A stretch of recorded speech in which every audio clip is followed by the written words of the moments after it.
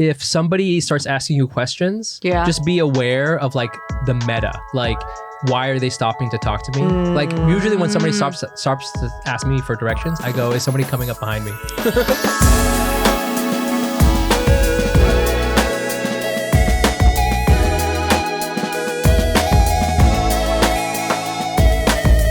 Welcome to the podcast with all your favorite Asian friends. It's Asian Not Asian. I'm Mike Nguyen. I'm Jenny Arimoto. And we are coming at you from Brooklyn. I was going to say, we're coming at you live. Live. But we're not live. We're not live. This is about probably 2 months old. It because of our recording schedule now, everything comes out like wild late. Yeah. So hopefully by the time this comes out, America is still a thing. Huh? Yeah. Huh? America? Yeah. And I'm not spiraling about my life. No, that'll be happening. Yeah, that'll be You'll happening. be spiraling. It's always like clockwork. I'm trying to imagine like if the country fell and there's a civil war and you're just like spiraling, but it's like, I'm spiraling because I didn't get my rations. Yeah. You know, it's going to be similar. It's like you guys. Like today I couldn't, like this week I had a hard time sleeping because I had no, like, you know, I'm on the wrong side of the Civil War or whatever. Oh my God, Pennsylvania invaded us and it's like such a bummer. Yeah. Not that you talk about And yeah, well, I do talk like that. No, you do. Yeah. Okay. Well, anyways, hopefully you're on the right sade of the Civil War. And while you're listening to this podcast, quick opening announcements. Just our Patreon. Everybody, come check out our Patreon. It's patreon.com/Asian Not Asian Pod. You come on there. You do your thing, and we say thank you. You literally the money goes from there into an escrow account offshore. Yeah, it's actually really complicated. It's crazy. Yeah. It's really illegal. Yeah. Then there's a whole bunch of crypto that happens. There's an exchange rate, et cetera, et cetera. But ultimately goes to paying for a studio in Gowanus. That's what it is. There's probably an easier way, but honestly, you know what? We just want to skirt the law. So yes, exactly. That's us. And again, that's patreon.com/Asian Not Asian Pod. You can come check out our Hack City show. That's the second Friday of every month. Union Hall in Brooklyn. Just Google Hack City Comedy. Go to the episode description or check out asiannotasianpod.com. Is that all the announcements? I think that's everything. Right? Yeah. Okay. Let's just do it. Let's just fucking do it. Okay. So our guest, this is great. So our guest, I've never seen this before. Usually I Google our guest and it's like, okay, they have a website and like, okay, you know, this person's like a comedian or this person's a chef or whatever. This person found their LinkedIn. Oh my God. Found their LinkedIn. Yeah. And I'm gonna read it from the LinkedIn. Latest thing. This is sick. Okay, because usually if you see this title on someone's LinkedIn, they're a liar. Co-founder. Oh yes. Usually if it's a dude who says co-founder or CEO of Swag or something like that, the guy's a fuckboy. Get him out of here. Swiping left. Exactly. Yes. Yeah, exactly. This person, co-founder, Asian boss girl. I don't even want to say it's a podcast. It's more like a media company franchise. Well, and just all around nice person. Yeah. Give it up right now for Melody Cheng, everybody. Thank you so much. I was just listening so intently because it's I always find it fascinating when you hear someone describe you. I know. Isn't that weird? Yeah, because I'm usually describing someone else too on my podcast. That's right. And then LinkedIn. Wow, I was like, oh my God, what did they find? Yeah. I didn't realize. Yeah, you have all these different things. I'm not going to go all the way into it, but for some reason I thought you worked in finance. Oh hell no. No. Yeah. I don't know anything when it comes to taxes. So Helen's our finance girl. Actually, my background's always been in media. Oh, okay. And social media marketing too. So everything you saw there is probably like, I don't know, some digital company prior to ABG. Yes. I didn't realize that. Yeah. And how would you like, like Asian Boss Girl is not just like a podcast. It's like what would you say? What would you say it is? We call it like a small digital media company. Whoa. I know. I feel like a boutique. No, I think that sounds really nice. Yeah, boutique. Yeah. It's weird because I feel like somewhat pretentious calling it a digital media company. But it is though, right? But it is, yeah. Slowly, I think, because we originally started on the podcast, and like, but we still say we're a podcast company because they're like, oh, like that's what we're known for. But I think it's just slowly through like experimenting with other things. Like randomly, we're like, oh, we just want to sell a T-shirt. They're like, oh, you have to like get a tax ID. We're like, oh, okay. Oh yeah. So it just kind of like starts snowballing into something, and so then we started like now we do mostly the podcast. And we have like brand, I guess, social media. Like people think we're like influencers now. So it's like we kinda operate. I know. I don't like that word either, though. Like the word I feel you on that. You're like, it's a little cringy. Yeah, or it's just like I don't relate to it personally. But I think it's cool if you do. Yeah. I think it gets real once you have the tax ID. Yeah, that's one. You know, it's also a bitch too to deal with. Am I allowed to cuss? Yes, oh my God, please. Yeah, we prefer it. Okay. Yeah, it's actually weird that you didn't cuss immediately. Yeah, I do have a potty mouth. You'll soon. Do you? I do, and it's funny because like I feel like with like. I don't know about your guys' podcast. It feels like really cool and casual. Like I'm always, when I hear you guys banter off each other, I'm super impressed. What? Oh, really? Yeah, I think it's because like for our podcast, we're so like, oh, here's an outline and here are the questions ahead of time. We get like a few days to prep just so we like roughly know what we're talking about. But I feel like when I hear your podcast, you guys are just like riffing off each other so naturally and so well. I'm just like, how are they coming up with this stuff? Like, oh wow, that's nice. Brain damage. Yeah, brain damage, a need for approval, getting laughs at all times. Wow. People pleasing. I have that too, though. I don't know why it's not coming out that way. But the difference is the reason why you guys are a successful digital media company and we're just some dumb podcast in Gowanus is because you guys have a cool outline. Yeah. I literally just made this up as you were you told me my outline just now. I'm looking at it. I didn't have anything before this. Yeah, but, thank you. Yeah. But it's impressive to me. I don't know. I can't. We tried. The thing is, when we started our podcast, we tried going no outline. Yeah. And then, but the thing is, we also were drinking heavily. And then afterwards, we heard it, and like the whole time I was like, dude, we sound hella good. Yeah. And then we listened. We sound hella good. I had the Cali. Yeah, the California girl. I know I am. I'm going to claim that. But yeah, we sound like shit after the first episode, and then we're like, okay, we can't do this anymore because we just realized we make zero sense. I see. Yeah, so we need to. Really? I think when you coordinate with like 3 girls, I know what you mean because you know, like when you have like a dinner conversation with your pals, and you're like, this is podcast worthy. I am sure if we just took that snippet of what you're talking about at dinner, you're gonna be like. You listen to it, no logic, no segue, not unclear. It's just garbage. Yeah, for sure. But when you're in it, it's not. I feel A+. like I think that's why a lot of people start podcasts. Yeah, like, it sounds great. I could just do this. I could just hit record whenever me and my boys are being problematic. Yeah, and there you go. And it's totally sell fine. to Spotify. It is an art form, I guess. It is how I do a podcast is not how I talk normally. I mean, if you talk to me, it's a performance. It's a performance because you're kind of like. There's not a ball that you can see, but you're kind of keeping a ball in the air. Yeah. You know what I'm saying? And you're like, doing all the improv stuff. Yes, but then also like trying to ask like provocative questions on purpose. Like if I sat down and was like, what's it like living in New York City to a person, but is saying it in the inflection of a podcast, you'd be like, you're a psychopath. Yeah. Get away from me. You know what I'm saying? Yeah. Right? This isn't normal. Yeah. It was not a normal way to ask someone a question. For sure. Have you guys noticed, like, being on the podcast now for doing this for a while, you're like, have you seen yourself adapting some of your ways from podcasting to your real life? That's a great question. That's a good question, actually. Yeah. Yeah, want to go? I feel like I know how to talk about. I'm thinking about the edit, not the edit, but like how succinctly you're telling stories. Oh, is something I think about now. Yeah, because I have some friends who are very, very funny, but they meander. Yeah, they like the stories like meander, and I'm like, okay, this would never literally work. Get to the bit. Yeah, dude. like let's go. Where's the game? Go. Yeah. So I do notice that.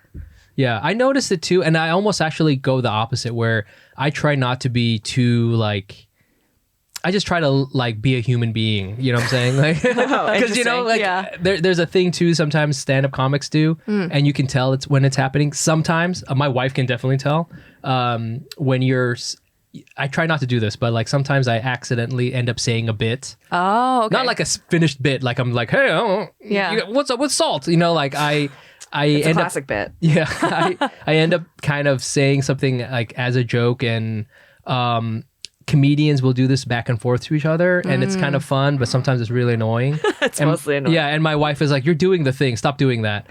And I'm like, "Okay, you're right. Sorry." And so I try to, if I'm meandering, that's okay because that's how people talk. That's true. Like that's okay. So I try to not be podcasty as much as possible, but I am aware of what it's going to be like. You know? Yeah. Do you feel like the same? Yeah, I think I am similar to like Jenny. Like I feel like now when I talk to people, like when I ask a question and I notice they don't they don't answer right away, and they go on a story without saying like, oh, I gotta tell you a story real quick to set up the context. I'm kind of like, what? Like, I don't want to say it this way, but I think my style has adapted to like having a podcast, like more like get straight to the point kind of convo. Yeah. Like even with my boyfriend, he was like, Mel, you're so like sometimes just like, well, what's the point? Like I didn't mean not to feel like, what's the point of that? But I'm like, what's our takeaway? Yeah, exactly. What is it? What's the takeaway? What's the takeaway? Like, oh, how is this segueing to like the like how are we doing this? But I don't know if it's like problematic, but at the same time, it's like, oh, I mean, trying to get straight to the point, I guess. Right. Yeah. The weird thing is sometimes when I'm doing like I'm talking to my wife or something, and we're like, oh yeah, and then I'm like, this is brought to you by BetterHelp. Yeah, you know? That's really weird. I try not to do the BetterHelp ad in the middle of us having a conversation. Conversation. But sometimes I'm just like, hey, hit me up with the QR code. Right. BetterHelp.com/ No. They don't sponsor this anymore. So, well, you are like a brand new New Yorker. I am. Yeah, no, like you know? brand new. I'm like a baby here. I've been listening to you got it's this is also another interesting thing on the podcast. You have one stream, like one RSS feed. Yes, we do. Of whatever that is. And then you have like the main show, but then each one of you have a show. Yes. Which I think is actually rad. So I've been listening to yours, and it's like your thing. You got this arc, narrative arc right now, character arc, villain arc. Melody thought she had it all figured out. Oh my gosh. Oh. You know? Yeah.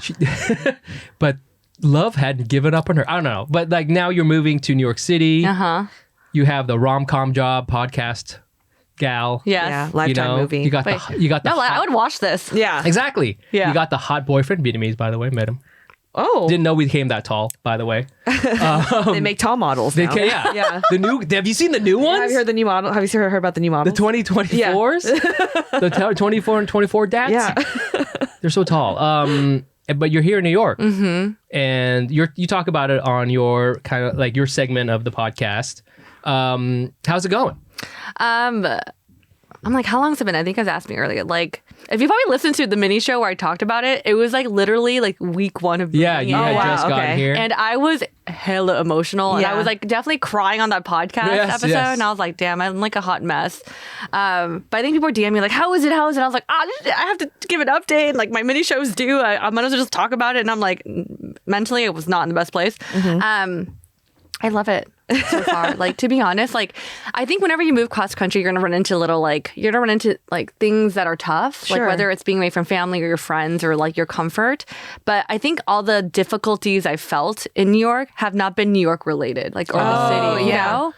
And I think that says a lot about the city or like just being here. Yeah. I know like coming into it, everyone's like, oh, Mel, it's going to be so fucking cold. Like you're at the walk everywhere. It's going to be hella smelly in the subway. And I was like, yeah, but that's part of it. Yeah. That's true, like, huh? I think if I were to say like, yeah, it's going to suck, I think I would hate it versus like accepting as this is part of just like the experience. Right.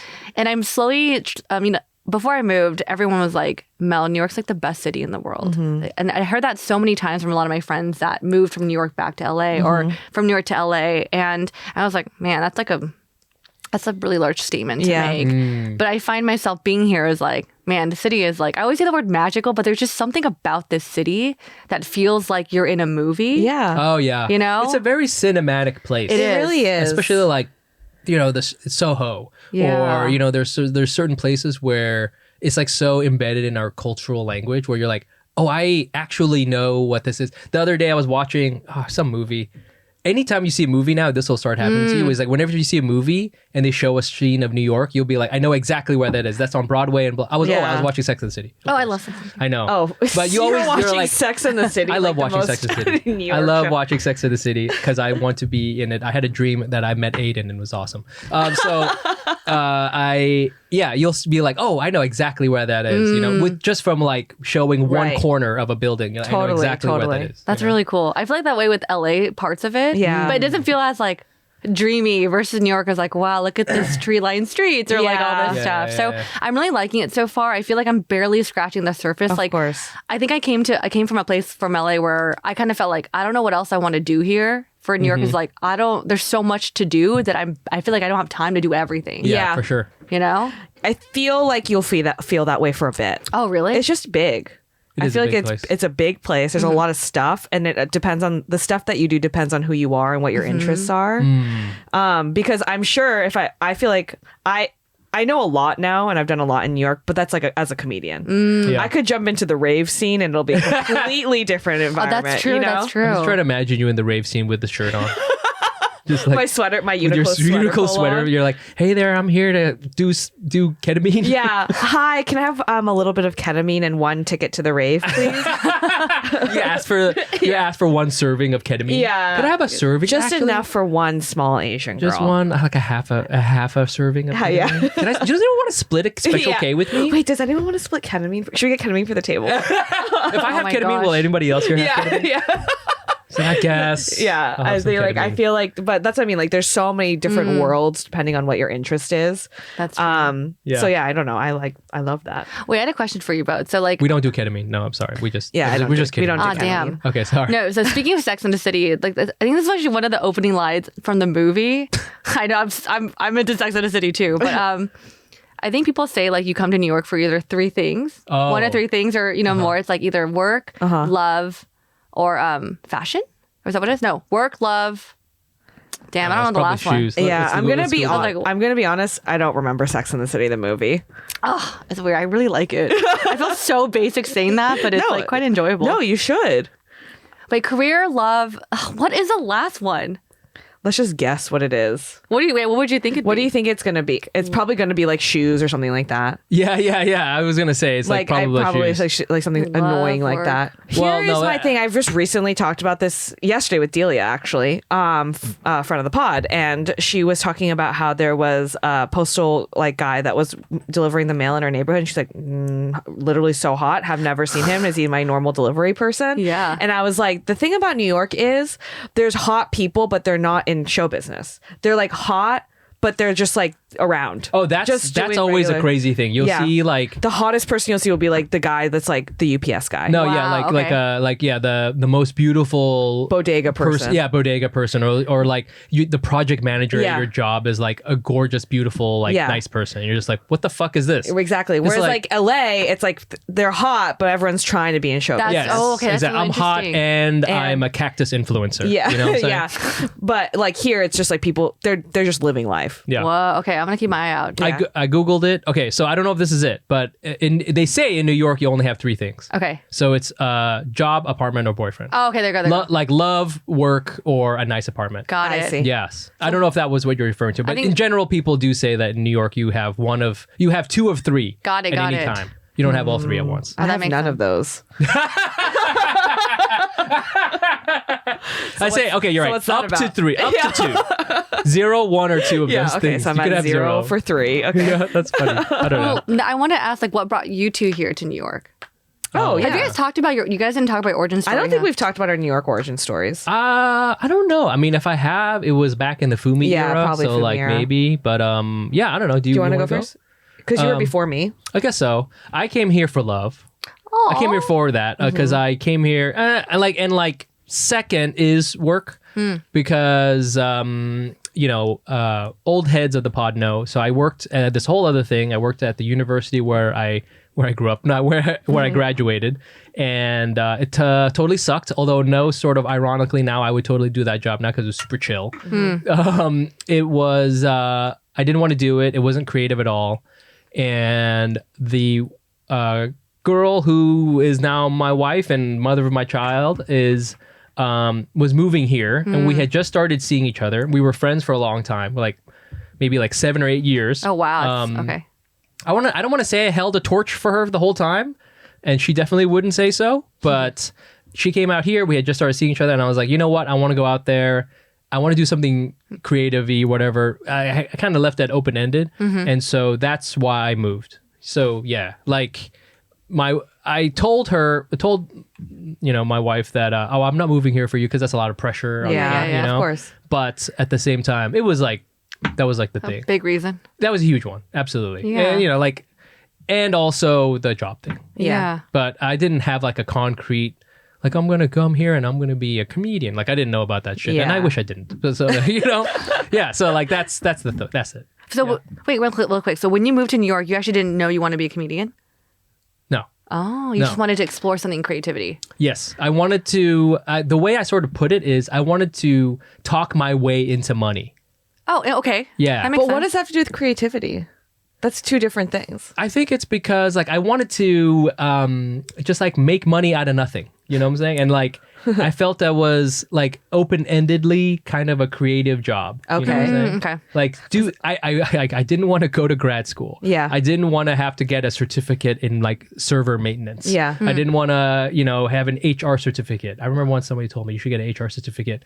And I cut him out of my life because I was like, I'm never, ever doing that. Yeah, don't ever say that to I my wanted face, to just be able to, like, talk my way into money. And I guess with the podcast, like, we could do that by going to patreon.com/AsianAnimationPod. But that was like an open-ended task I wanted to do. Yeah. And then whether it was comedy, I didn't realize about comedy or any of that shit, until later. Yeah. Oh, interesting. Yeah. And how many years was that ago?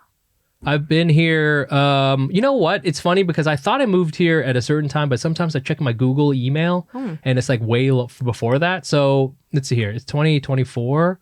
I would say it's been 17 years, 16 years, something like that. Okay. I moved here in like 08. Oh, Yeah. that's a long time. Yeah. You guys were like second I was graders. just born. Yeah. You were I was just in high born. school. Yeah. See? Like 08? No. Yeah. 08. Yeah. Yeah. Yeah. I was in high school. Yeah. You guys are in the same Are we year? the same year? I'm class of 09. Oh, me too. Oh, yeah. We had the same Yeah, year. 91. Yeah. Yeah. Yeah. We were about to like go to junior prom, I think. Yeah. Aww. That's cute. Yeah. Well, anyway, so like, that was me. What about you?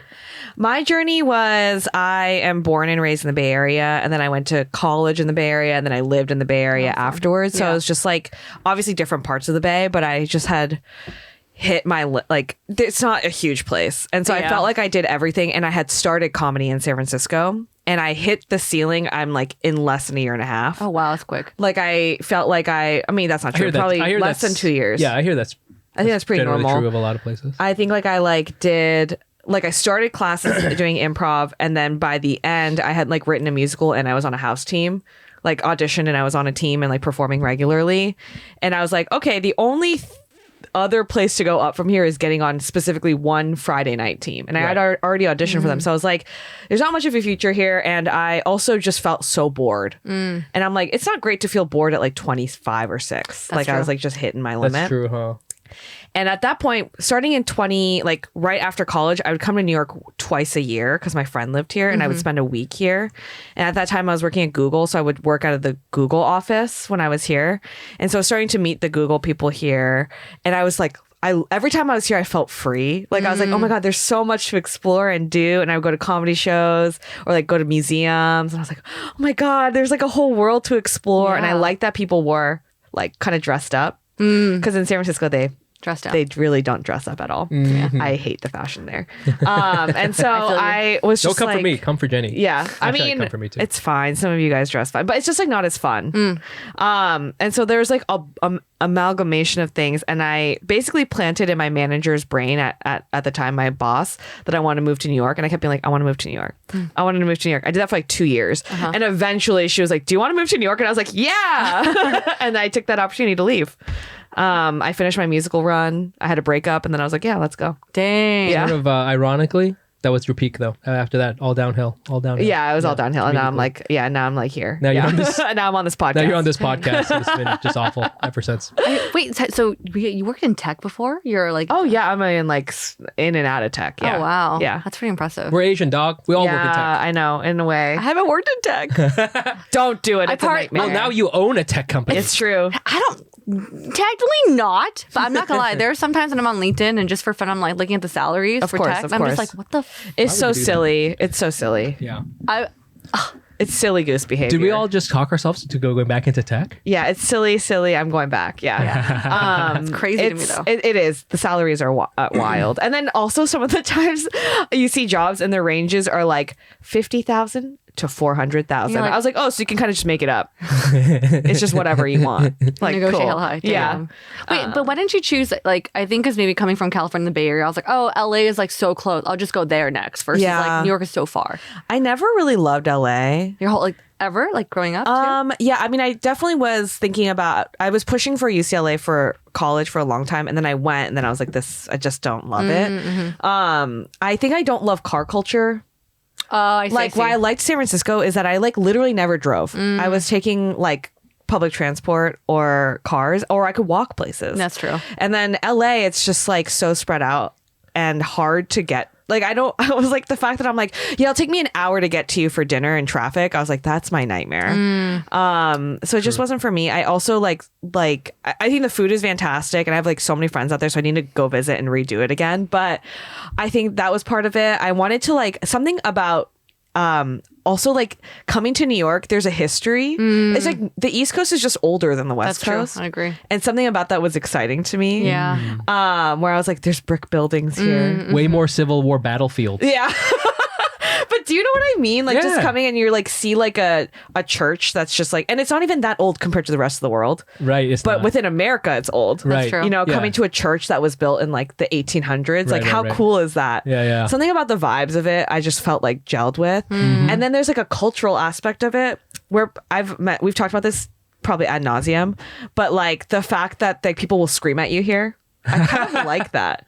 They scream at you here? Yeah, like you'll be on the street and someone will be like start fighting with you out of nowhere because you crossed the street when they didn't want you to. Oh yeah, like that energy. That happened like, to me. Yeah. Go ahead, sorry. That energy there's like a politeness in California that you feel. There's like everyone's minding their own business. And then coming here, it's like you have no choice but to be in everyone's business because you live on top of each other. On top of each other. And something about that drew me here. The other like 2 weeks ago, I was at the grocery store, which in New York is like a thing. Like you're like, okay, steal yourself for a grocery store. Yeah. And we were unloading our carts and the people before us, there's like these two women were paying and we were like loading up, right? And so like we were like, my wife was standing next to them and the lady who was next to my wife was like, you need to watch where you are. You're in my space. And my wife was not having it. Yeah. And I've learned over time that even if the person, not just my wife, but just whoever you're with, if they're wrong, you just gotta ride or die. You know what I'm saying? I would have handled it differently. Right. Not to say it's better. Right. I would have been like, I'm sorry about that. Do your thing. Yeah. But my wife got into this woman's face. She's like, oh, hurry up. She just turned her. She was like, hurry up. She just said that. And then I was like, we're going down together. So it was me and my wife and my son was against these two women. And one of them was hella old. She was like, you know, I mean, she was not in the fight. The other one was. And we were just like, we just didn't back down at all. Yeah. And that was just the grocery store. Yeah, that's just like. But that happens all the time. Absolutely, yeah. You're just like somebody will get in your face and you. My thing for this is just my own, and you know, I've only recently developed this tactic is like, I will be nice twice. Like, I'm so sorry about that. Please do your thing. So a lot of times people are like, okay, you know, we'll just de-escalate. But my wife isn't like, you know, she's a woman. She's going to, if you get in her face, she has to like snap back at you right away. You know, so yeah, it's like a thing. Dang. Okay, so I wasn't aware of this. Oh yeah. Melody's packing her bags right now. Like, she's getting her tickets. I'm just not a confrontational person. Oh, when it comes to like public, you don't have to be. You don't have to be. You have different strategies. You know. Totally. I'm not confrontational. I don't do that. Yeah, I try to be nice. Yeah. But the nice thing about New York is because there's so much. Also, I think there's like a community aspect when something kind of wild happens like that. Yeah. You usually have an ally nearby, and you kind of do like the. Like, and they go like, did you see that? Yeah. You know, like, do you know what I mean? Talking about? I know what you mean. Like today, especially on the subway, you like try to catch someone's eye. I know, and you're kind of like, we're with each other. Yeah. Today, I was waiting for my friend to show up for breakfast, and there was someone who was like mentally unwell, kind of like running around, but like was no harm. Yeah. If that makes sense. And the way that everyone were just like checking, like we're all like looking, cool, right? We're all good. Everything's fine. It's like that vibe, and if something happens, we're like, it happened, but we're okay. You know, it's like a collective community, unspoken kind of rule. Totally. Yeah. And then and then sometimes somebody will escalate it, and then everyone's like, "Oh, why did you do that? Yeah, don't do that." Like, exactly. You know, we're almost to the station. You know, like just open the door, walk outside if you need to, or whatever you need to do. Like, if that's the nice thing is that if things get real hairy.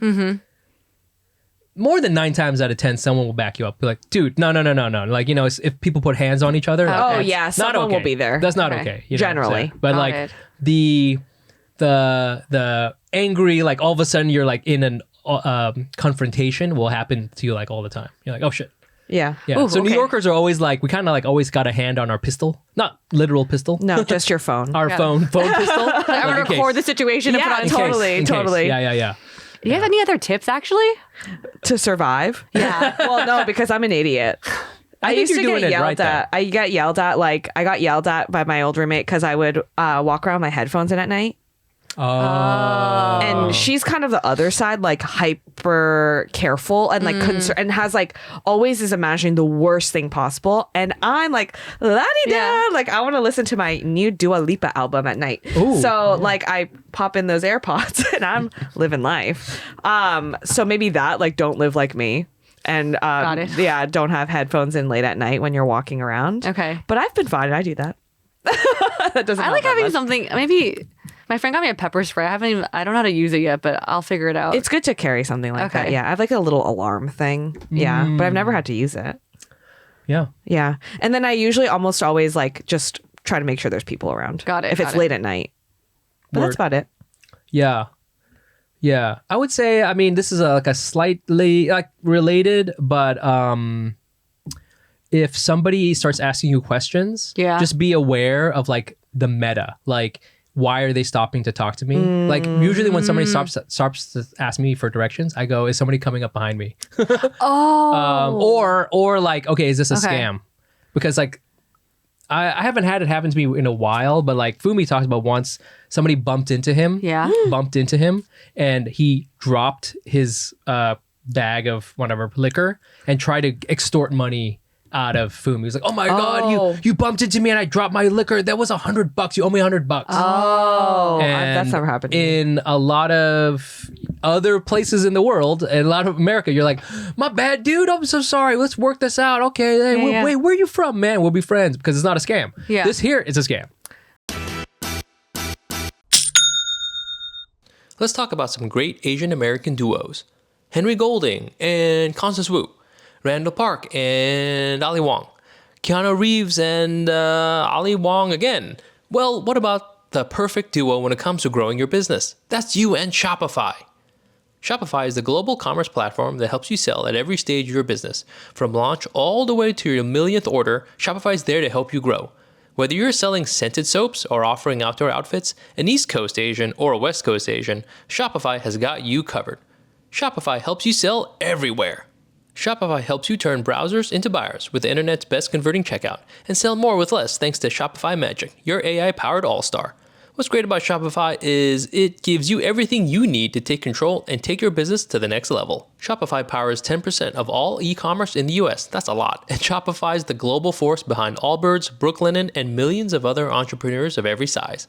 Plus, Shopify's extensive help resources are there to support your success every step of the way. Because businesses that grow, grow with Shopify. Sign up for a $1 per month trial period at shopify.com/Asian, all lowercase. Go to shopify.com/Asian now to grow your business, no matter what stage you're in. Shopify.com/Asian. Does the craziness of everyday life leave you stressed and shedding? Since having kids, have you started seeing a little more of your scalp? Has menopause impacted your hormones and your hairline? When it comes to thinning hair, there are many root causes at play, and Nutrafol addresses them through a multi-targeted, whole-body approach. Nutrafol is the #1 dermatologist-recommended hair growth supplement, with over 1 million people seeing thicker, stronger, faster-growing hair with less shedding. Thinning hair is different for men and women, so a one-size-fits-all approach to hair growth doesn't cut it. Nutrafol has multiple formulas that are tailored to give your hair what it needs to grow based on your biology, life stage, and lifestyle factors. Physician-formulated with drug-free ingredients, Nutrafol supports healthy hair growth from within by targeting key root causes of thinning. stress, hormones, environment, nutrition, lifestyle, and metabolism through whole body health.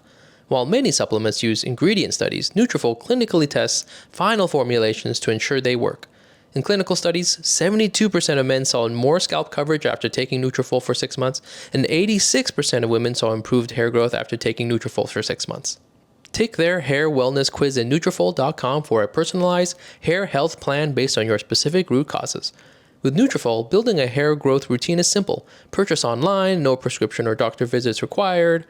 Free shipping and automated deliveries ensure you'll never miss a day. See results in 3 to 6 months. Take your first step to visibly thicker, healthier hair. For a limited time, Nutrafol is offering our listeners $10 off your first month subscription and free shipping when you go to Nutrafol.com and enter promo code ASIAN. Find out why over 4,500 healthcare professionals and stylists recommend Nutrafol for healthier hair. Nutrafol.com, spelled Nutrafol.com, promo code ASIAN. That's Nutrafol.com, promo code ASIAN. If somebody's like tries to get you to give them money, it's just fucking scam. And you're like, no. And you just like walk away. And you're like, mm-mm. Like, for example, there's like a bunch of like, they don't do this to me, but like the fake Buddhist monks, you know, they'll give you like a card and they'll be like, and then you go, oh, okay, thanks. And they'll go, and they start following you around. They'll be like, hey, that was $5 or something like that. Or the old, they don't do this as much anymore. The CD one. Oh, you ever do the CD? No, I've never experienced My man, you like music? You like music? And they'll come up to you and like, hey, here you go for free. Here you go. Just listen to me. I'm an artist, blah, blah, blah. Yeah. And you take it and you know, oh yeah, sure. I'll take a look at your music. And then they'll be like, you know, that was $20, man. And they'll follow you around until you give them $20. Wow. And now it's like, if people do that or like people ask me stuff, this is, you know, to a fault because sometimes somebody really needs help and I'm like, no. Yeah. But yeah, I'll try to. That's good insight. Yeah. I'm only learning like little things. Like, for example, one of my friends, I was on the subway and she's like, hey, I think I posted on my story. She was like, oh, just FYI, like people in New York are using those seats. Yes, I was going to text you that. I didn't know. The side seats? Yeah. The corner seats. The corner seats? My friend and I just sat there and we're like, oh, no one's here. And they're like, hey, just, you know, like, it's just... people just look. I will always look twice. Got it. Because like people, that's usually like where unhoused people kinda, like hang out. Got it. Yeah, but they could be any. You know, it could be in any seat. So it's you always true. got to look. You know. Yeah. It's just about checking the seats before you sit down. You just got to check out before. Yeah. I have a random question. I don't know if you guys put this on the podcast or not, but like, okay, so one thing I'm noticing was like, and I think I asked my people, but no one answered me. But like, you know, when you go to the subway, there's people that either pay for their ticket and then people that just hop the fence and people who also wait for the door to be pushed open. I was like, what is a common like thing people do here? Like, do you open the door for someone so they can get into the subway for free? I only asked because one time I did it was like an old lady and I was like, oh no, but then people like followed her and I was like, oh no. And I was like, what am I supposed to do? Is it kind of to your discretion, like what you feel? To your discretion. Yes, it's to your discretion. Okay. Yeah. In general, I try not to open up anyone's door. Okay. In general, although unless someone needs help, then I will. Unless someone needs help or something. And then like I that. don't take responsibility of what happens after that. But this is why I think New Yorkers walk fast. It's just like I can't help you. I didn't see. That is part of it. Why I don't walk fast too is I just want to deal with like. I don't want to deal with like the moral complications. I didn't wake up this morning to like play a philosophical game of right and wrong. Yeah. I'm just trying to get coffee. Yeah. You know, and then like you're like suddenly stuck in this thing or whatever, and you know. I think when I saw the old lady, I was like, oh no, like I just had to stop. Versus anyone else, I'm just like, yeah, totally. Yeah, okay. Yeah. The whole thing should be subway should be free. That's what I always say. I mean, yeah, I always think about it like, we shouldn't be relying on like individual subway fares to like float the city. You know what I mean? Yeah, structurally speaking, I feel like there's a lot of things. Don't put it on us. Yeah, don't put it on us. This is the richest city in the world, and we got to pay $275 for this shit. $290. What? And also I am the out of buses touch. too. Buses also. I know, it's so wild. It's crazy. That has gone up so much since I've lived here. Wait, how much was when you were here? I can't remember. Was it? $225 when I first came here. Okay, yeah. Because it's gone up a lot recently. Like it went up to $290 this past year. Oh my gosh, I didn't know that. Yeah. So Dang. it's like $290, damn. Okay. Yeah. This is the public transportation. The podcast. way that we're about to go absolutely off on infrastructure. This is fun. I'm having fun with my tiny amount of hard-earned knowledge. Yeah. You've basically learned everything I just learned good. over 15 years. Yeah. Any more? No. No. Okay. The rest is like I need to figure out my own. Yeah. I'm learning how to like subway surf a little bit. Like so not literally like on top of the subway. Why not like Spider-Man style? She's a year. She's been here for a month and she's already on the top of the subway. She's on top of the subway, smoking Lucy's and stuff. Damn. Yeah. Wow. Have you heard Melody lately? Yeah, Melody Lives in keeps Queens. riding the subway. She has the face tattoo. Jesus. Oh man, that'd be the day. No, but like I think because I'm still like I don't take the subway all the time, but like because I work from home. Yeah. But when I do, I caught like rush hour, so I was coming back and I was like, Oh yeah. I was like, oh my god, what do I do? But like I'm also like I feel like I need to grab something or else Me I'm too. gonna like. Me too. Oh, you should hold on. But then I force my way to a pool. got it. Yeah. Okay. You got to hold on. Yeah. That's actually a tourist thing to not hold on to stuff. You always see tourists walk in and they don't think they need to hold on. Okay. And then the subway, like that shit's ratchet as shit. Yeah. So it's just like it'll suddenly bump. Yeah. You know? I see. Yeah. Real New Yorkers hold on to the subway. Totally. If you know, you know. Yeah, I always do, and Exactly. I just push my way until I You have got to hold on to Got it, something. okay. Or if you really have to, well, you guys are too short, but you can put your hand on the ceiling. Yeah, I can't do I that. can't do that. Yeah. Don't put your hand on someone else. They really don't like that. Yeah. Good to know. Yeah, you have a lot of really good, interesting things you brought in, on your outline here.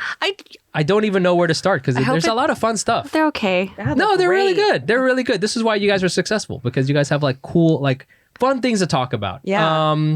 Do you want to do the podcast industry vibes? Oh, we didn't even hit that yet, huh? Do we No, want to let's- do different Asian American energies? What do you think your audience would like to hear the most? Actually, what is your audience demo? Like, are they also like, are they millennials? Are they Yeah. Gen Z? Yeah, I feel like they're millennial. Millennials, skews female. Okay. Skews female. Millennials, where all the Asians are, so like DC, New York. New York, San Francisco, California. Los Angeles. Yeah. That kind of thing. I didn't know you guys skew more female. A lot of my A little bit more female. Oh, yeah. interesting. Because I know some of my friends from LA, they love listening to your podcast. They're all dudes.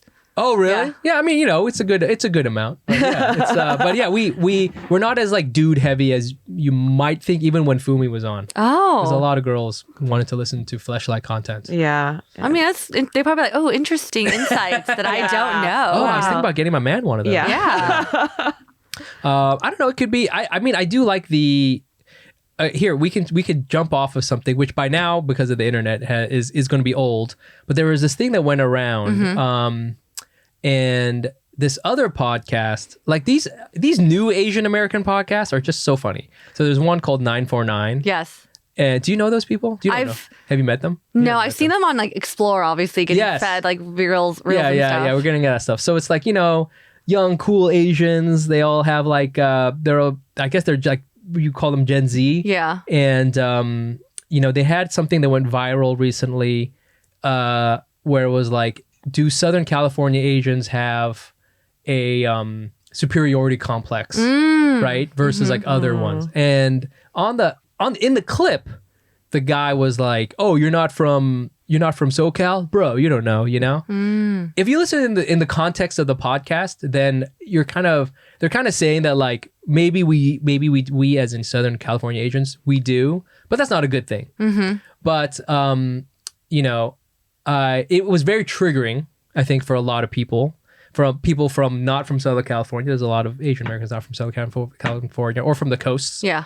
And so it became this whole thing and went back and forth. But I don't know. We could start from there. Yeah. Because I actually learned through this episode that you went to high school in Southern California, right? Yes. So would you consider yourself like a Southern California Asian? I Or how guess would you- so. yeah. My heritage. Yeah, what's your heritage? My heritage is I'm Vietnamese American Shaka. Is Orange County. My high school is Canyon High School, which no one ever heard of. In Orange County, there's a lot of really famous magnet. They're not magnet high schools. Uni, which is in Oh, we know Irvine. Uni. That's the big one. Esperanza is like another. I big even one. know Esperanza. Yeah, Esperanza. Yeah. It's not like a magnet school, but it's just a really Yeah. really good high school. There's one in Fullerton. Probably. Troy. Troy. Oh my god, I know Troy, Yeah. which I think is an all boys school. Okay. Oh, really? I I could be wrong. Yeah. But yeah, I went to Canyon, which is a good school. Yeah. It's just like you didn't never heard of it. You know what I'm saying? Although Leslie Liao, is that her name? The comedian? I don't know. Oh, yes. I've never met. She's like really but big yeah, now. She's huge. She went to Canyon High School. Oh, okay. Although like 20 years after I did. But Yeah. you know what I'm saying? Like Yeah. So that's where I went. What was the demographic like there?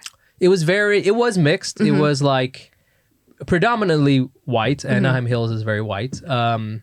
but it was a lot of like Asian Americans, a lot of South Asians, a lot of Latinx people, so it was mixed, I think, but like, skewed more white. Yeah, it's always interesting to hear the context because like my roommate in LA, I lived with her for like 8 years, and then I moved, and her boyfriend moved in, and me and Darlene, my roommate, we're both from the Bay Area. She's from San Jose, and so she's also Vietnamese American. Yeah, she is.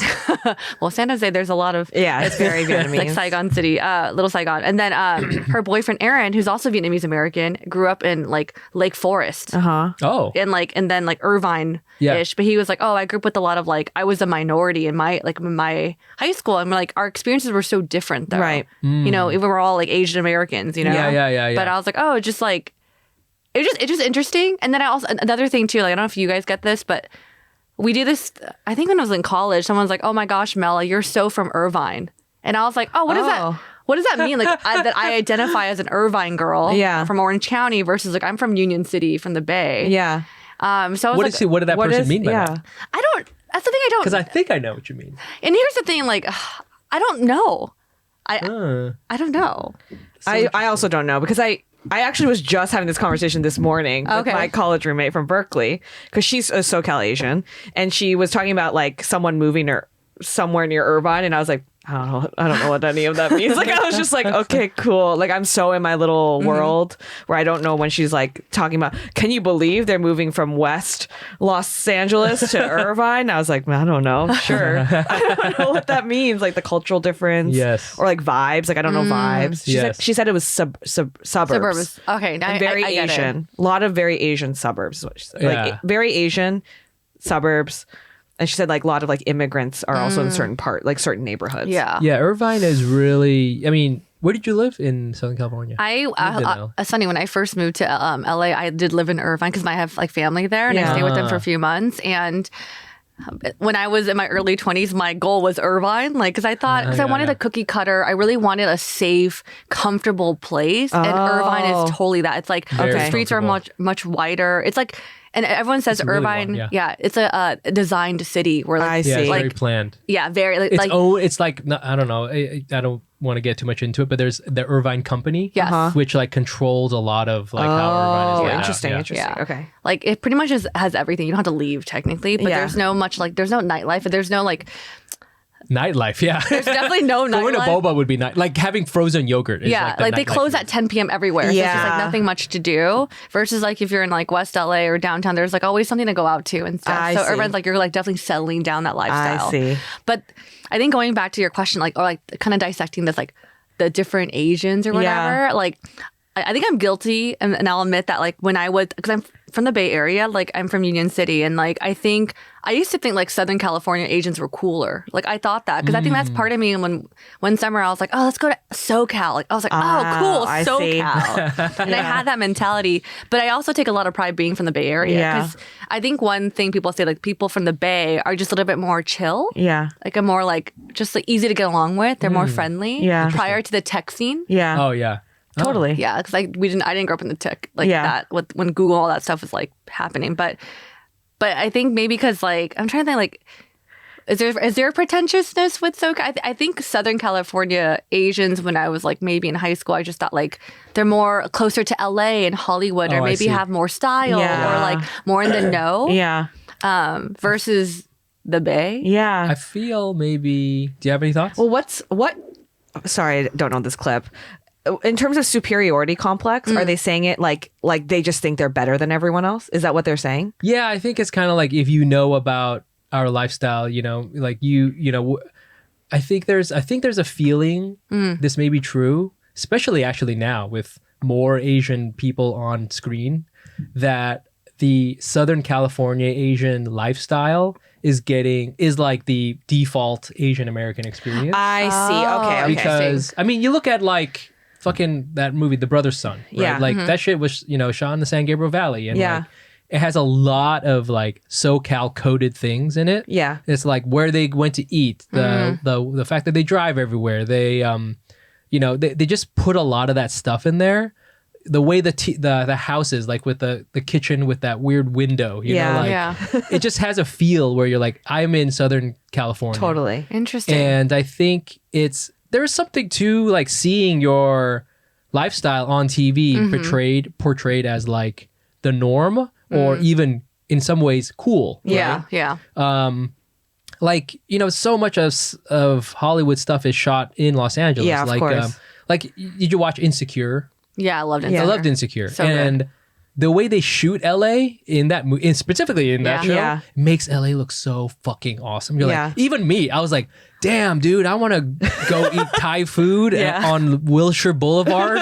Like, that sounds so cool, you know? Like, even though I know in reality, it's like you'll be driving around for 40 minutes looking for parking and stuff like that. And it's like a pain in the ass. But the way they do it, it's like, oh, it's so, you know? Yeah. So I think, and like so much stuff of Asian Americanness comes out of Los Angeles, right? So it's like, you know, boba. Like, boba wasn't invented in Southern California, but it was popularized. And like SoCal people have no apologies about it. When you go, like if a white person goes to a Southern, to an Asian enclave, they're the outsiders. Yeah. Oh, for sure. You know what I'm saying? You're in our turf now. Yeah. You know what I'm saying? So I think there, you know, instills a certain, I think, sensibility, right? More so than even, I always think about this, like in New York, the New York Asian lifestyle isn't as well known as the Southern California lifestyle, you know? I agree. Yeah. That's changing. Yeah. That's changing. But even now, I think it's so predominantly, you know what I'm saying, Southern California. You know, I find interesting though, like maybe for me, like when I was watching Brother Center, just think of like Southern Cal, it's so big to me. I think 626, San Gabriel Valley versus Orange County is like so drastic. Yeah. Like I feel 626 has more like, it reminds me of like the older, like maybe even like certain areas of like Fremont. Kind of, no, deep cut. We're gonna go Fremont up in here. No, are you kidding? I feel like that's not a deep cut. You know, all the California Asians are going Fremont. Like, yeah, for sure, Fremont. But you know, okay, go ahead. Yeah, go ahead. I think I was saying like I think when I watch like I think San Gabriel Valley for me feels very more old and the historic versus like an Orange County Asian or like the Asian towns like Irvine. It's just new. Like everyone that got class too, the people who could afford Irvine houses just have more income versus like 626 maybe. I can see that because like San Gabriel Valley is a lot more like, I don't want to say old, but yeah, it's like that's a more kind of like an older town, versus like an Irvine, which feels more like recently developed, you know. So I'm curious when I didn't watch the clip, but I think I've heard what you're talking about. I'm like, I wonder what part of SoCal are they from? Well, I mean, it's the 949, right? Is that's the Irvine? I only know Bay Area code. Yeah, even though I've been in LA for 8 years, I'm like, I still know like 405, 408, 510 Bay Area. Yeah. I mean, this is like, so the 949 area code is like, when people think of Orange County, I think in the popular mindset, they were thinking of 949. So it's like, that's Dana Point, Irvine, Laguna Beach, Lake Forest, nice. Those are Newport Beach, and the probably Laguna Niguel, probably like Southern Orange County, which is different from Northern Orange County. Northern Orange County is a little bit more like Garden Grove. Yeah, there's like Little Saigon is in that area. It's a little bit more Hispanic. It's a lot more working class. Anaheim, people don't think of it as Disneyland, but all around, if you ever go to Disneyland, all around Disneyland is like working class. Oh yeah. Like dive bars, 7-Elevens, just like, it's like a little rough. It's a little rough. And so that's an interesting thing. You know, people think of Southern California as like, it's sunny and we're all like driving our Mercedes. No. You know what I'm saying? Yeah. But I do think you have a point, because I started listening to the podcast, the 9491, because I wanted to like be cool. And you know, it's like, it's stuff that I kind of relate to, but like turned up to 11, where it's like, we're going to whatever we're gonna go raving, but like the cool, I don't know what's cool anymore. I almost feel like Coachella's not cool anymore, you know, like they're at the next thing that's even cooler. They're talking about dating, and they're like, they have face tattoos, you know, like that kind of shit. I feel like are you listening to the younger podcast? You're like, what's trending now? Because I have zero idea. Yeah, I have fucking no idea. I always listen to it, and I have another tab open to Google all the things what they're saying. Yeah. Because I'm just like, I mean, ultimately still like dating and stuff like that, but they have a thing where like, you know, they're putting themselves out there. Oh, for sure. because I don't know if you want to say they're confident enough or whatever, but like they are exporting their lifestyle out there, whether they know it or not. And other people are saying they're seeing that. Can you imagine? Like you're from, outside of, outside of Indianapolis, you're Asian. You're like one of 3 other Asian people in your high school, and you listen to this podcast, and everyone's like super cool and they're doing all sorts of cool shit. Yeah. Like, dude, I gotta go there. That's true. That's true. Wow. I have so little to contribute to like the specifics of LA stuff, like SoCal stuff. I mean, but it's interesting because it's like more so even than the Bay. And the Bay Area has a whole fuck ton of Asian people. That's the thing. Like I grew up amongst a lot of Asian people, but it was not like Southern California. It's a very different. Actually, what was your background? I mean, like I'm in like the peninsula area, and it is very Asian. Like I had like the part of the reason why I ended up there is because my grandpa moved to the Bay Area because he worked on he worked with the U.S. military, and he was in Texas. Oh wow, yeah. And then a bunch of them Japanese Americans decided to move out to the Bay Area, and then it split between like San Francisco, Japantown, San Jose, Japantown, and then we like ended up in the middle, right? So I grew up with Asians. I actually grew up with a lot of Japanese Americans around me, but it wasn't like this like majority thing or like we had our own culture, if that makes sense. Like there were Asians around. I was used to having specifically a lot of Chinese Americans around, like lots of Chinese food, Cantonese food, as we say, and like just like that vibe. So I never felt like, and then I end up going to schools that tended to be skew a little bit more white, but I never felt like completely like alone. I was never fully like by myself. I was the only Asian girl, but there were Asian boys, stuff like that. But then I went to Berkeley, and that's when I learned that my experience was like not the same, because I walked in and I met my friend I talked to today. I met her freshman year, and I was explaining my experience, and because the first thing she asked me is, "Are you Korean?" Which I've never been asked what my Asian is immediately.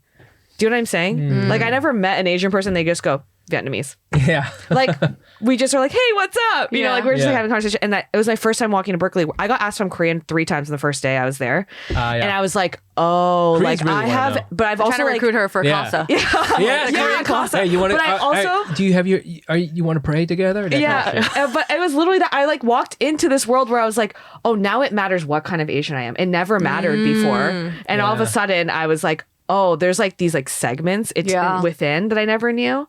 And there's like a Southern California like culture that I didn't know, because I didn't grow up with a ton of Korean Americans or a Korean American community. And so then I like learned about that. And then there was like there's just like I don't know, like an Asian American culture that I wasn't aware of, that I felt so outside of. Like I grew up I was watching Saturday Night Live and listening to Vampire Weekend, wearing my collared shirts and loafers, and like wanting to ride on 30 Rock. Do you know what I mean? Like that was my dream. Yeah.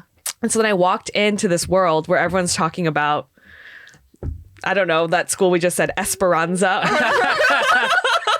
Or like, or going to church, right? Or like whatever food, or like becoming a lawyer. And I was like, I just like don't know this world where I'm just like, I'm in this weird Japanese American little segment where everyone's like, what are you?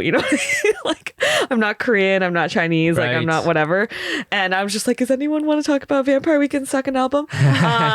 So yeah, I felt very like outside of it, but then I look like, obviously I'm part of it. So then like people who are not Asian would come up to me and like treat me like I felt very like weird, like not in any segment. And that's when like my friends would tell me, like my new friends would tell me like, oh yeah, we grew up in a world where like you hang out with your Asian. Yeah. Yes. Like you go to school with, and then you're like, oh, and you like call out the fact that you're different Asians and stuff like that. Yeah, you organize into like little, like literally little tribes. Of, like, we're all Vietnamese, or we all like do this thing. Although I didn't grow up like that, but I think a lot of people do. Yeah, like she told me like, oh yeah, like I grew up in like all my friends are Asian because you hang out with the Asians, and then within that you like make jokes like, well, you're Filipino or whatever, and I was like, that's so wild. Like, I have literally no idea what that's like. I was vibing and playing water polo. That's cool too, though.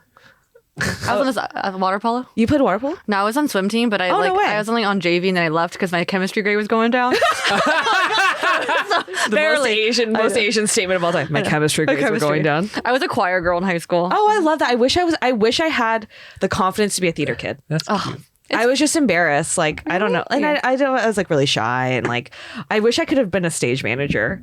That'd been cool. Yeah, like we're all black and wear a headset. Yeah. I love that. That's like the most Asian way of doing theater. Yeah. You still have a clipboard. Yeah, I have a clipboard, and I'm like, turn the lights down or whatever. Like Cue running around. Cue lights. Yeah. I wish I had the confidence to be like, I want to do that. I want to try it. But I was just like so concerned about college. I know what you mean. I mean, you guys both ended up at Cal, which is like, I think every Asian parent's goal.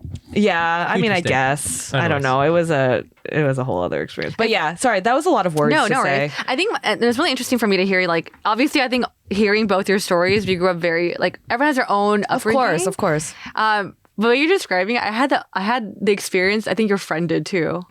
Like, you grew up in like with a lot of Asians. Yeah, like very. I think that's normal. Yeah. Is it? In California? No really? Oh, no, yeah, go ahead. Yeah. Oh, no. So I think because, like, I share on my podcast, I think my mom actually immigrated to Hawaii when she was 14. Oh, yeah, yeah. And so when I asked her, I was like, why did you choose, like, Bay Area or Union City? She's like, well, I think maybe subconsciously I wanted something similar where I felt, she never felt othered, like, in Hawaii. She's like, I wanted something, like being around a lot of different Asians. And I think just by default, like, where I grew up, it was, like, I was part of the majority, but I did find, like, but my high school was, like, a hodgepodge of, like Philippine, like, Union City is like, there's a large Filipino American like demographic. Like we have Jollibee that's open 24/7, which I don't complain about because I love it so much. Like the fried 24/7, damn. chicken joy and spaghetti, like I'm all for. But then like I think for me though, because I identify as Taiwanese American, like within my high school there wasn't a lot of Taiwanese Americans. Yeah. So like when I went to college, I was like actively seeking the Taiwanese org. I see. I was like, I need to find like people who identify like me, and like then I kind of found that in college, but. Yeah, just all very different backgrounds. That's the thing. It's all different.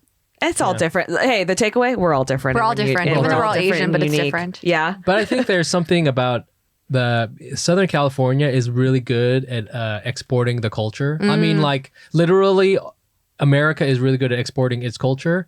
And a lot of that export is Southern California. I could see that. Which is why, that's where all of the machinations are, right? Yeah. All the industry is there That's true. to do those things. And I don't think it's a mistake, an accident, that like a bunch of the big breakout podcasts that are Asian American or not, are in Southern California because why do all the fucking comedians once they get good at comedy go to LA? Fumi went to LA, right? So like all the jobs are there. All the jobs are there. True. And that's where you kind of like blow up. You kind of like, and it's not because there's not another amazing scene somewhere else. It's because they're really good at scaling up their thing. Is it an accident that like ABG has done so well like in Southern California, and that Wong Fu is there too, and like all those things are all like interconnected. You know what I'm saying? Yeah, so, it's like an ecosystem, I think, in SoCal for sure. Right, exactly. Like Dumbfounded's out there. Yeah. And, like from them, like all fucking Tiger Belly's out there. Like all those cats are out there. Yeah. And I don't know what it is. The fucking water, it's like that's what it is. So and again, not because there's not a ton of Asian people in the Bay, but the Bay Area doesn't export itself. That's true. That. Yeah, it exports code. Yeah. Like That's true, yeah. It ships the next software update. Totally. But it from Sunnyvale, but it doesn't do the other thing. Yeah. Actually, if you both were to like describe, like for example, when I think of the Bay, it's like tech scene. Yeah. Like, or in LA, it's like entertainment media. Yeah. When you think about New York, what do you guys describe it like the hub for? Or finance. Well, I would say for finance, but I would also say for here, it's anyone who is, if you're willing to grind, this is where you go. You're here to grind. Everybody here is here to grind. Yeah, and part of the reason why I wanted to come here is because it's not so dominated by one industry. Because I was starting to, I never felt that way about the Bay Area until the tech scene. The tech scene became what it is now. I was like, something about this, like okay, not to hate on the Bay Area. I love the Bay Area, obviously. But right now, I think it imports a lot of certain types of people. Like the type of people coming to the Bay Area is going there probably for tech, for a tech job. And that is a certain type of person with like, you know what I mean? A certain type of personality and all of that stuff. And something about that was like getting boring to me because I was like, oh man, like my religion teachers at my Catholic high school were all doing acid. I know it because they were all hippies from the 70s. You know what I mean? And I was like, that was what was kind of cool. But I was like, oh my my Catholic teachers were like hippies. Yeah. How cool is that? They like live like they were like all at the Haight-Ashbury scene. And then I was like, and then like the vibes are completely changing. That's true. And so I was like, the exciting part, I literally would come to New York and talk to someone. They'd be like, I work in finance. I'm like, that's so cool. Tell me more. Because it wasn't sick. tech. You're in private equity though? Yeah. I was like, tell me more about that. Like, to me, that was exciting and diverse. And now that I'm living here, I'm like, you meet people who do literally everything. They could be artists. They could be creative. They could also be horrible landlords taking advantage of things. But they, you know what I mean? There's just like different types of people. That's true. I would say everyone who comes here in their 20s and 30s or even and 40s or whatever, like they are all trying to be really good at whatever thing there is. I tried to make this a bit. I once met someone and I was like, so what do you do? She's like, I'm a clown. And she's like, this is the place for clowning. And I was like, are you serious? But at the same time, I completely believed her. Yeah. Because it's like, if there's a place for clowning, it's New York City, for sure. So like, and that's what's cool. It's like everybody wants to, if you wanted to, for right now, like I want to start a travel show and I need a videographer, a social media person, and like a booking agent. Yeah. All those people are here. Yeah. And they're willing to work with you, to certain degrees, right? Yeah. Like, so it's like everybody's here for that. That's true. I think that's one thing I did feel like when I was like visiting New York, like the first few times, I was like, wow, like I think another thing I noticed right away is like everyone's style here is very different. Yeah. Versus LA. Maybe it's my where I'm circulating myself. I'm just like, oh, everyone kind of like dresses the same or like it's the same style. And I'm like, they're all trying to like Aritzia or like it's just what's trending. And I'm like, this is so real. I totally agree with you. And then here people are just doing whatever they want. And I was like, okay, like it kind of gives you more like, for me, I was like, oh, I have more like freedom to be more creative with my style and not feel like I need to fit in this box. Yeah. And also you could do whatever you want and no one's looking at you. Yeah. That is my thing here. I said that today to someone. I was like, you can do whatever you want. Oh, to someone, I only saw one other. It's my college roommate. I'm just going to talk about everything I've done with her. But she wanted to floss. And she's like, is it weird if I do it in public? I was like, no. Like, no one's looking at you. Everyone's living their own lives here. But I feel the same way about like fashion. Like, you can take a risk and no one's going to like bat an eye. Yeah. And like, if you don't like it, then change it the next day. But you can do whatever you want. That's true. Yeah. I think that's with New York. I was like, plus there's everyone like, there's everyone from like all walks of life and different ages that I'm like noticing versus like LA. I don't know. I just, to be honest, as much as I feel like I'm going to end up back in LA, I just felt kind of like, I don't know. I just need to separate myself. Totally. For a bit. My grand theory for fashion is everybody here in New York dresses up because they all have to represent where they're from at all times. Because you never know who you're going to run into at any given moment. So like, that's how you see, because there's so many different, I'm talking about like different neighborhoods. Yeah. Like, I come from, South Bronx. So I always have to like look this way. I have to look good because I might run into somebody I know. And if I'm not like representing where I'm from, I'm going to get called out on it. Like maybe not literally, but sometimes literally. Yeah. And, so everybody's like always trying to represent where they're from because you're like in such close contact with someone. Like the subway is like the great unifier. Because like, when you're on the fucking 405, and you're in your car, like who gives a shit what you wear? You could be wearing pajama pants, and then like you'll see someone. You're in public in that short walk from your car to the Target, and you go back. And that's it. That's true, actually. So I think that's my theory of New York City. Why everybody. I agree with that deeply, and I agree, and I think that's why places like Tokyo is also like you dress up. Right, because you can't be seen out in public. Exactly. Like that, what I'm saying? You're going to be seen. You're going to be seen. Because you're taking a train and you're walking. You're going to be seeing a train, and then there's usually something to do after work or at work. That's true. You can't be like, you'll be rolling up to like the fucking steakhouse like that. That's true. Yeah. I definitely I definitely showed up to someplace I'm looking like shit. Like in California. Like for sure. Like I'm like, oh fuck. Well, no, I do that here too all the time. Yeah, that's funny. Damn. Do you mind if I throw you a serious question? Go ahead. Okay, so I don't know if you guys talked about this on the pod too, but I don't know if I mentioned it, but like you guys are one of the first podcasts I stumbled upon when we started ABG. Oh yeah. And I feel like you're also one of the pods that's been staying like consistent. Like it's hard to keep a podcast running for like, I don't know, 8 years. Yeah, something like that. Yeah. Like I don't want to say what's keeping you going, but what's making you like mental illness. The fact that you purchased gear. The investment. He invested in gear. Yeah, Amazon points. You bought that new. I bought this new camera and now you're like, I gotta have keep to using use it. Yeah. Wait. So the question is, what keeps me going, or it's kind of like, what made you what? This is such like an interview question, but like, why do you think your podcast has stood the test of time, and what's keeping you like pushing forward with Asian Not Asian? Oh God. What a real question. All right. Man, I gotta take my hat off for this one. This is some therapy shit right here. Not sponsored by BetterHelp. Yeah, not sponsored by BetterHelp. Gosh, I feel like there's a lot of things. Mm-hmm.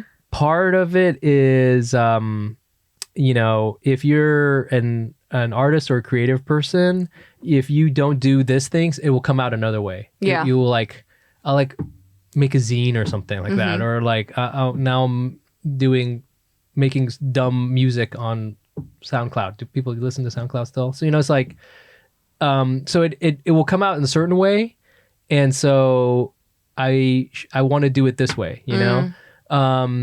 The thing that sort of motivates me is the fact that I make some impact on some people's lives, which is insane. Like people will be like, the other day, we released Ronnie's episode and somebody commented, "I wish your podcasts were twice as long." I saw that comment. Yeah, that was and I was like, "Fuck, that's so cool!" Yeah, that was an awesome comment. Yeah. So nice. It is very, very hard to keep this going. I think I also have like a personality where I'm like, I'm just going to keep going. And then someone told me this once in comedy where the way to do certain things sometimes is just to kid yourself. You know what I'm saying? Like, I'm kidding myself that this is going to work, and you just do it. You know what I'm saying? And because if you look at sort of any concrete thing, you'll want to stop. You know what I'm saying? Oh, I'm not as popular as this, or I don't have as many subscribers as this person, or I should be at this point in my career, or something like that. You'll stop. But if you're just like, you focus on the impact you're having, and you just kind of like, I'm just gonna put it out there. Like, I'm really, really good at being the last person to do, like, last person standing. I'm really good at that. I'm just like, I will do this until my health fails. Wow. Okay. You should be on Squid Game. What's that? You should be on Squid Game or something. If Squid Game is every single episode is make a podcast, you could totally do it. It's just like, the most excruciating challenge ever. Yeah, all like, so much creative, stand up is just like, be the last. I still do it. It is that. Just stay in the game. In it. Yeah. However way you can, even if it's like, and now we only do every other week, although we should probably do more. I was gonna be like, I feel like we could start releasing. We could probably start releasing more, but it's just like, my wife will divorce me. So like, even if it's like, okay, I went down to once a month, or whatever thing, you just like keep your hand, in the game, and like you'll weather through the bad part until like a good thing happens. Like eventually something will. But you have to be in the game for a good thing to happen. Yeah. If you're not in the game, then you're not in the game. That's true. What I'm saying? You just have to stay in the game. Yeah. Thanks for I'm just curious. Like you don't take advice from me. You have the media company. You have the digital media company. And the tax codes. And the tax code. I still don't know half of it. I'm like, what am I doing? I was like, what's the finance stuff? I don't know. Yeah. I'm asking because I feel like it's just, I think it's, even though your hand's in the game gets really hard. Oh my God. Are you kidding me? And it's so different, like you were saying before. Like the terrain was different back in 2017. Way I feel different. like, I think that's one advantage. I feel like when people like, we get asked like, I want to start a podcast, I want to do this. I was like, how did you do? I could tell you how to do it. But the one thing I will say that we had an advantage of is that we started years ago when it wasn't as saturated. Like a first mover, you know what I'm saying? And like, it was like us, you. There was a couple others. And I would say too, like when we first started us, like the Asian American podcasts that were out were a little bit more like, I don't know. Political, educational. I remember for a while, if you typed in Asian, now if you type in Asian, you see all sorts of crazy shit. Oh, for sure. There's us. There's like all like the new cats. Yeah. There's like, all these different ones. Yes. And before, if you typed in Asian, you would get like Asian Efficiency Podcast, which I still have no idea what it is. I never listened to it. I think this was something stupid. You would get 2 white chicks in Beijing. That was one of the podcasts. Oh, wow. Seriously? And it was 2 white girls in Beijing doing a podcast. That was what you would get. Yeah. And then like us would be like 10th after like another episode of like some person who just had an episode about Asians in general. I was like, we would be behind them. That's true. You know? And that was when we first started. I know, it's crazy. And I also think, because I think someone else, I had other people that started podcasts where it was like Asian American hosts, but they're like, oh, we're not getting like the audience you guys are. I was like, oh, I think because we have Asian in our name. Like that, the searchability kind of worked in our advantage too. Yeah. But yeah, that was like a different time. And of course, yeah. But I think ultimately you have to put out something that people, and this kind of gets into the last thing, if you have time, which we're over an hour now. Oh, sorry, my bad. No, I don't care. Okay. If you don't mind. I don't mind. You have to like be able to connect with whoever you're trying to connect with, right? You know what I'm saying? Like you got to be, to like pick of an extreme, you got to be kind of like Taylor Swift, right? Taylor Swift, it doesn't, you know, she's a great musician, but more importantly, her people relate to her music. That's like the most important thing. That's true. You know, so when you put out a podcast, it's got to be about, you know, I'm a single gal trying to make it in my 20s, and I quit my job, and now I live in a van, and like I travel the country. You know, like you need to have something where people go, yeah, me too. Yeah, me too. I want that, or I want to do that, or I do that. You know, and the Asian thing sometimes is just kind of like a little bit of a way in, but you just have to ultimately like hanging out with me and Jenny. Yeah, that's true. At the end of the day, you're just listening to us talk about our lives. It's and just that's like it. us, yeah. you know what I'm saying? But it's nice. I think when I hear your guys' podcast, it feels very like I'm like part of the room. Hang out. Yeah, dude. Yeah, because we stop talking and then we let them talk. We let the listeners talk during that time. We go, and then what do you think? And then what do you think? Oh my God, that bitch. Yeah, I don't know. What are your thoughts, you know? I don't know. Do you have any targeted questions about the podcast industry? Yeah, I guess like, you know, so, you know, you're saying it's changed a lot. What is like the biggest changes? Besides like, obviously there's like way more. Yeah, that's probably one of the biggest ones. I think for me on a personal level, I think it's hard to have a weekly show, and it's we have so hard. Yeah, and now because we also have like the mini shows, we alternate. Like, okay, you go this week, then you go, then I go. But I feel like creating like fun, fresh episodes every time. Like, one episode's gonna suck, like, or it's not gonna be as good.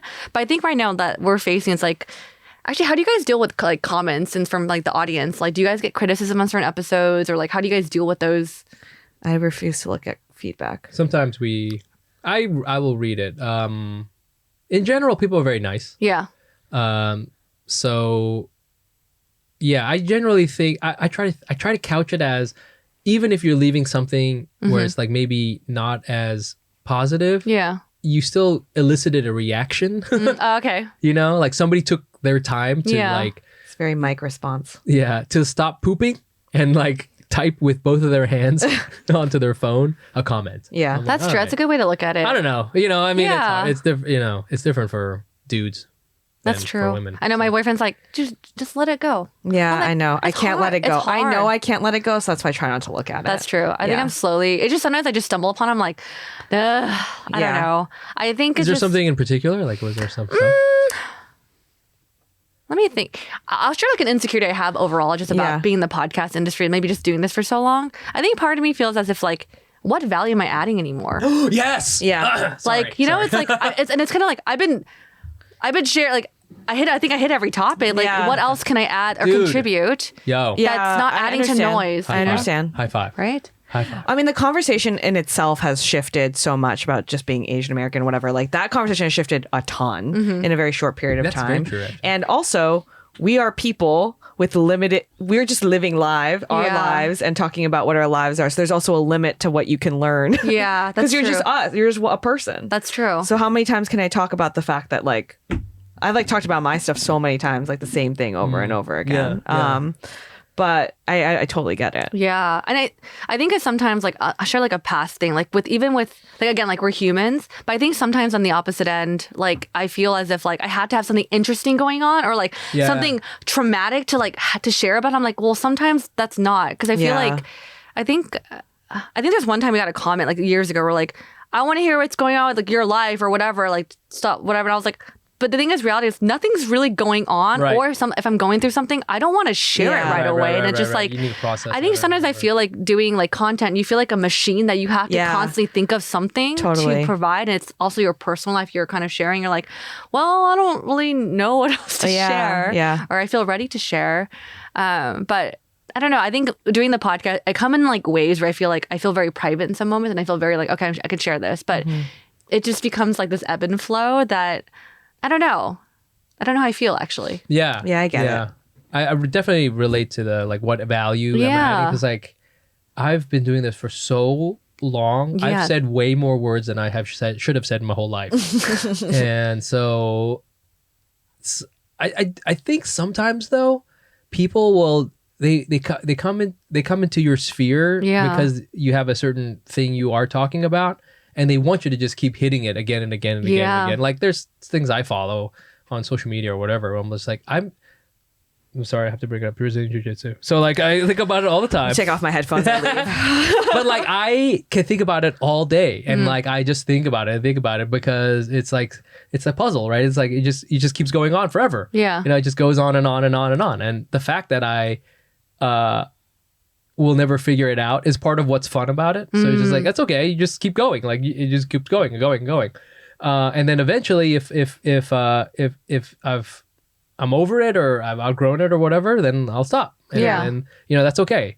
But like as the creator, you know, your job, I guess, is to like continue to hit those things again and again. Yeah. And I think that's why I was trying to say, like, you know, if you you know, the big thing is to connect with your audience. And like, I try to think about like, what are the people like me who are not were the super cool 949 Asians, bruh, who are drinking kombucha red. I was gonna say Four Loko, which is such a dated reference. I have no idea. I don't. Every now I'm like, what is that alcoholic beverage? Well, it's like the other day I was like, have you ever been on Dumbfounded's podcast? No. Would you be on it?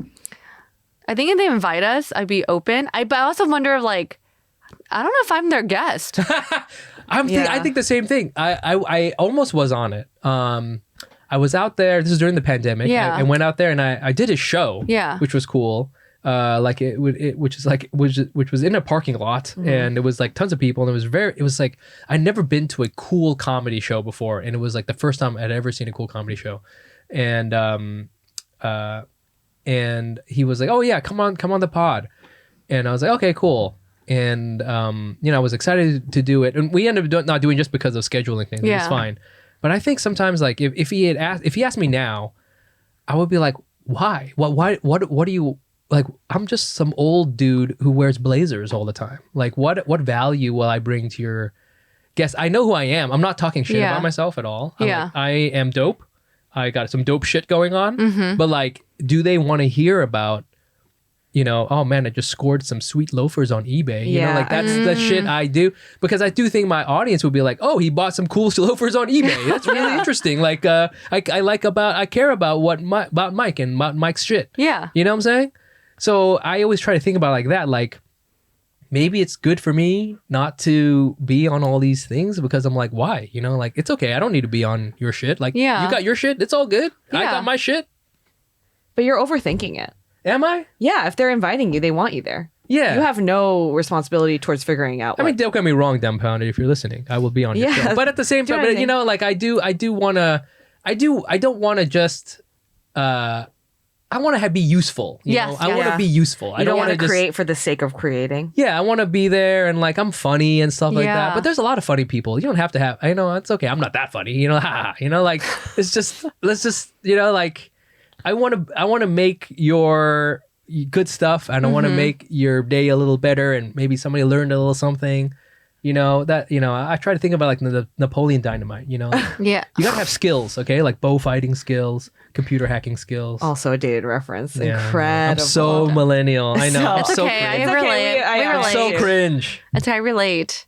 Nice. Thanks for sharing that. You see what you're saying? Yeah, I feel you. I think it's just there's sometimes even for the podcast, I'm just like kind of like I don't want to talk about serious stuff all the time. Yeah. Like I think for us with ABG, sometimes I feel like I was one of my good friends. I was like, I feel like we're so buttoned up sometimes, like on the pod. I think it's especially You guys are very buttoned up. we are, And not in a bad way. It's cool. It's like we're very polished. Yeah. Very polished. Yeah, which is That's why I thought you worked in finance.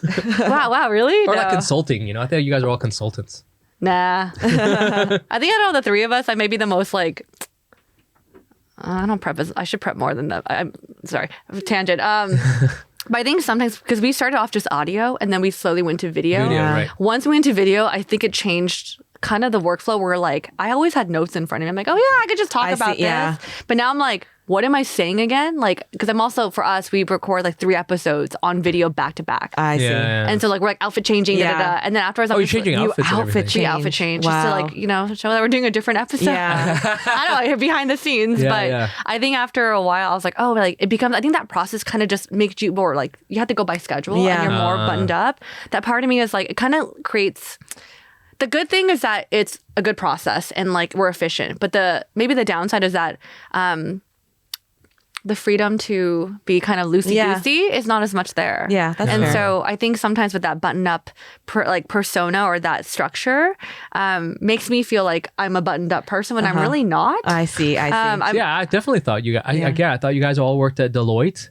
And it's funny, both of them worked in the Big Four accounting Maybe firms, that's what it was. and I was like, I worked in media, and I moved, and like very different. So I don't know. I think it's just like.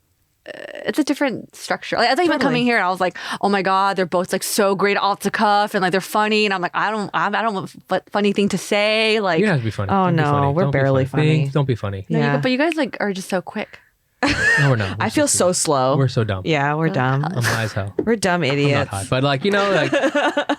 Yeah, I hear what you're saying. Yeah, well, we see you've been doing great on this not off the cuff style. Yeah, look at you. You're crushing it. I'm trying. You're actually interviewing us at this point. You're asking such good questions. I know, like That's you my should be go-to. running this podcast. My go-to. It's like I'm gonna ask questions, don't ask me things. Oh wow. Meanwhile, I'm just like la di da, like existing improviser. Yes, and like okay. Yeah, exactly. I mean, I'm self-loathing comedian. Oh, yeah. Stand-up comic. You know, know and kill me. You know what I'm saying? Yeah.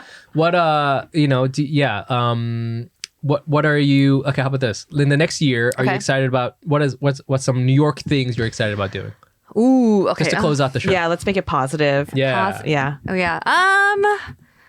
Shoot. I don't know. I feel like everything in New York I just want to experience. Like I feel like the city it kind of promotes spontaneity. Yeah. That I'm like I think as I randomly was like my boyfriend's like, oh, let's go to this like random Japanese improv like Batsu. Yeah. I've never been. Yeah, it's actually kind of fun. I was like, I've heard it's fun. I was like, I have zero idea what this is, but let me walk Is that the into thing where it. there's 2 of them and then there's like doing stuff? Oh, no, that's 4. Manzai. No, Batsu is like it's like a place where you drink and like isn't like the Lower East Side somewhere, and then they it's like mostly white people, but they do like very physical like comedy. I see.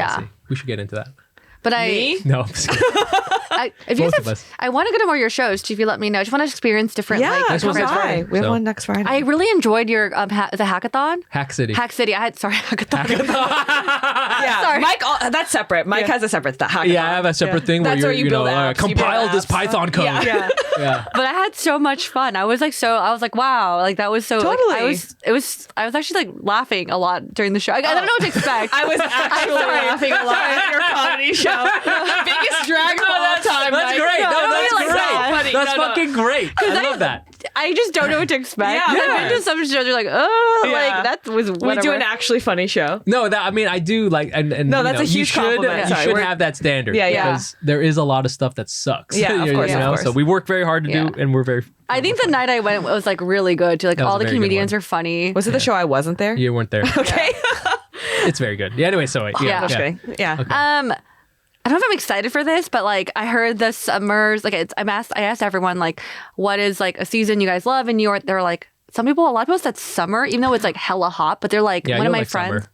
You don't like it? I don't, but you will. Really? Because Yeah. I don't do well with humidity, but one of my friends who's a native New Yorker, she's like, there's something so sexy about summer in New York. I was about to say, it's the horniest time of the you're year. gonna like it. Why? The Is it 'cause it's horniest hot? place you can Everybody be. takes their, everybody's walking around naked. It's just like we survived winter. Yeah. And there's this like collective, like, let's go energy. Yeah, there and is then that. everyone's outside. Everyone's socializing all the time. Nights are warm. So you're like, Nights are really no warm. jackets. Yeah. Like you can like be Walking out at a around. bar. It's Yeah. like everybody is like out. It's so fun. You probably got a taste of it a couple weeks ago when it was nice. The That weather was nice. Yeah. Yeah. It'll be like that, but like up way Yes. more, Okay. and you'll Music, be hot as fuck. Music like outside. Like it's yeah, just everybody's like fun. partying. Everyone's partying. Like Yeah. everyone's on their stoop drinking. It's like so everybody's fun. walking around. Like yeah, it's like a whole thing. It's It'll a be real horny sticky. energy. It's not as hot as it used to be, I think. Okay. Too, by the way. I'm excited for this horny energy, though. Yeah, it's a horny energy. I I don't think know. it's a horny energy, don't you think? Hot girl summer energy, horny Yeah. energy. You had such a good Asian auntie vibe. I'm here. I'm excited about this horny energy. I've heard a lot about this like horny horny. energy. Yeah, I've heard about this horny energy. yeah. I'll have one ticket, please. Yeah, so I'm excited. There's so many things. I think for me, I just want to experience all the seasons Yeah. Yeah. in New okay. York and Yeah. like my first snowfall. I know that sounds so cheesy. No, I get it. I was right there. Yeah. Yeah, so Wait fun. until you have your first blizzard. I like winter, so that's just me. I like that your winter. favorite? He's an Being indoor, snowed in. indoor I like being cat. snowed in. Yeah. I love Oh. it. It's the best. Snow days are really fun. Snow is Okay. great. Yeah. Okay. All right. Well, thank you for coming on the show. Okay. We'll have you back. This was great. Yes. I know think it you're was fun. local I hope now. so. Thank Yeah. you. No, we're all in Brooklyn. Yeah. Yeah, we are. This will probably come out maybe in the summer. Summer. Yeah. You know? Horny girl summer. Horny girl summer. You know? Actually, maybe not horny girl summer. I was like, taken, but everyone could be horny No, everywhere else. horny's like a mindset and an Okay. energy. Horny, you know? yeah, horny with your Like loved you're like one, or your polycule, or just like your life. You're horny for life. Okay. for life. Yeah. Horny for I life. kind of love that saying. It's the Yeah. first time I hear. I'm hearing it. Horny for life. Yeah. Horny for life. Melody, where can our friends find you and your work? Okay, you could find me. Well, we also have a podcast called Asian Boss Girl. We're on Spotify, Apple Podcasts, and on YouTube. And for myself, you could catch me on my Instagram at Melody C Cheng.